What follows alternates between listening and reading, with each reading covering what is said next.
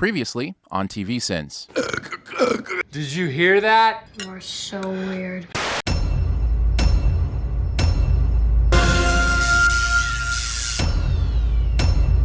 Boy, you really got me up against the wall this time, Jerry. Look, I'm fine with the speed at which Rick made this smart dog helmet, but he must have already had this thing built, except for like one screw, to simply go to his garage and use a drill for 2 seconds and produce a finished product. Go to the bathroom. Not sure how impressive that is. He clearly just flushed the toilet because he didn't have time to climb on top of it and actually use it. Jeez, Rick, in the time it took you to make this thing, couldn't you have just, helped me with my homework? Morty would be amazing at TVSins. I mean, the guy teaches high school math. I didn't take him for an active dreamer. I see someone hasn't seen Stand and Deliver. That's on you, Rick. Summer's phone shows Snuffles very close to Jerry, but he somehow ends up 2 feet away from him when it cuts to the next shot. Oh yeah, this should play out just fine. You said the same thing, equally sarcastically, at our wedding, and guess what? Is it just me, or is the Jerry and Beth marriage way sadder than it is funny? Also, sitcom husband constantly does and says stupid things. Sitcom wife gets irritated with him to the point where no one understands how they would have ever gotten married in the first place and had kids, but somehow they make it work just barely cliche. Why would I negotiate with you? Because we're both rational adults that don't want anything bad to happen. And because I have a human shield. How is Rick able to human shield Mrs. Pancakes since she was clearly behind Mr. Goldenfold when all this started? Goldenfold landed the plane, and he's created a mechanical arm to pluck Mrs. Pancakes out of the air while he lets us fall into a giant vat of lava! Damn, that is absurd and funny. I think Morty's ability to know exactly what Goldenfold did and give a full report of it is what sells it. I'll just go ask her to tell Goldenfold not to kill us when she wakes up. Whoa, Morty! The trick to incepting is making people think they came up with the idea. Oh, really? Then what was that shit on the airplane then when you pretended you were going to blow it up? How was that top-notch incepting, Rick?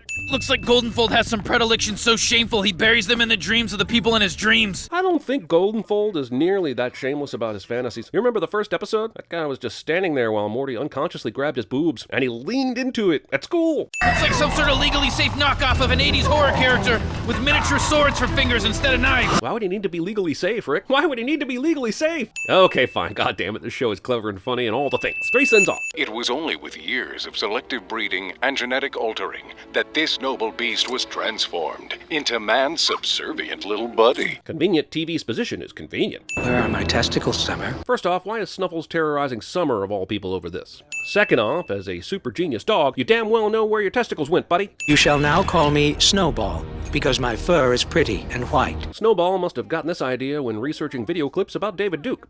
Let's go.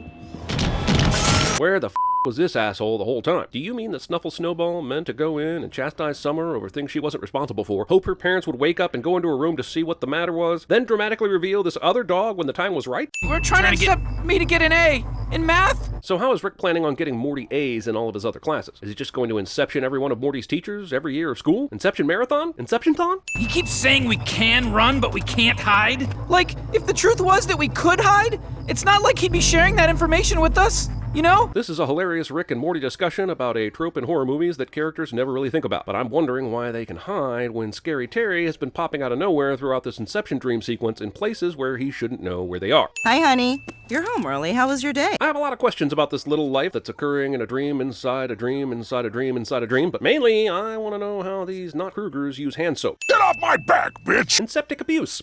I love you, Melissa.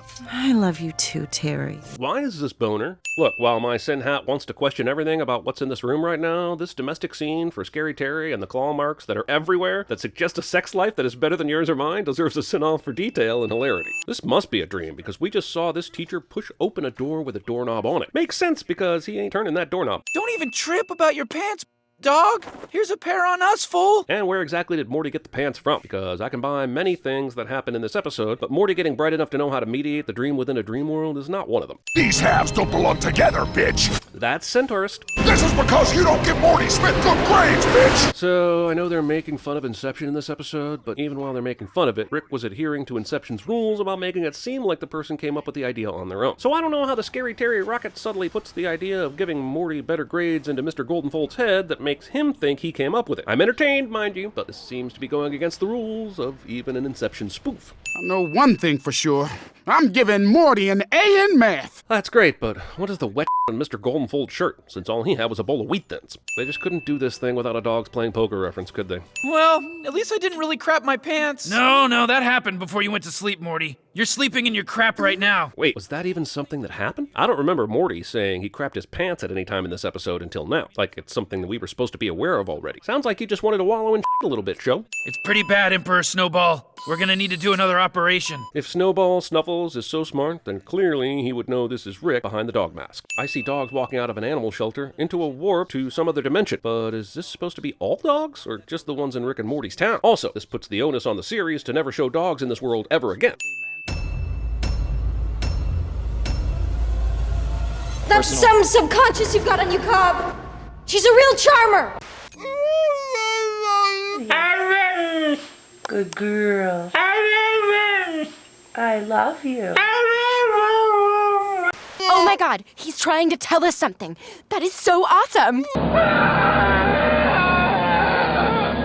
Sexual hang-ups in the pleasure chamber are punishable by death!